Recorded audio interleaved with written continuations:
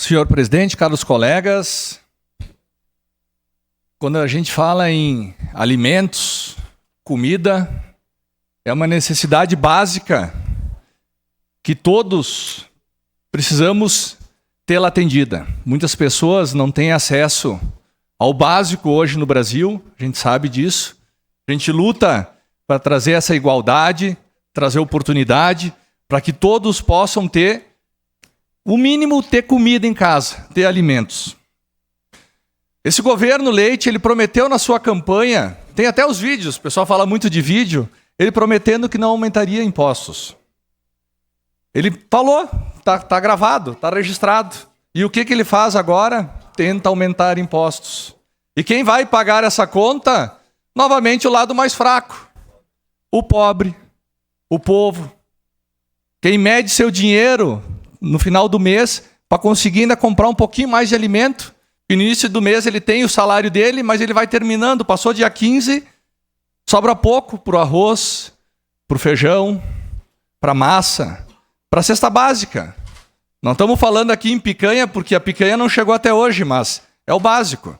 É o básico para poder sustentar a sua família e poder dar a ela ao menos o alimento. A gente está falando aqui, para o pessoal de casa saber, os itens que subirão os valores, que é o leite, o açúcar, o café, a farinha, o sal, o arroz, o feijão, a massa, os ovos, as frutas, as verduras, o pão. É alimento básico que todos teriam que ter na sua mesa em todos os dias do mês.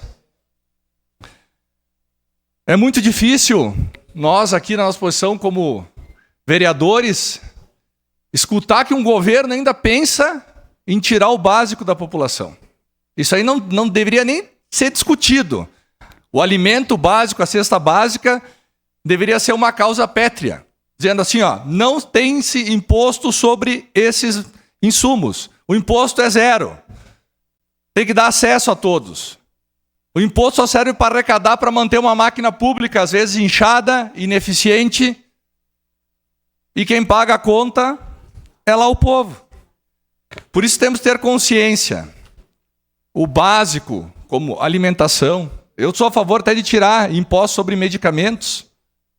Porque no momento que a pessoa mais precisa, não é justo pagar mais caro para ter saúde. É o básico do básico, alimentação, saúde, segurança.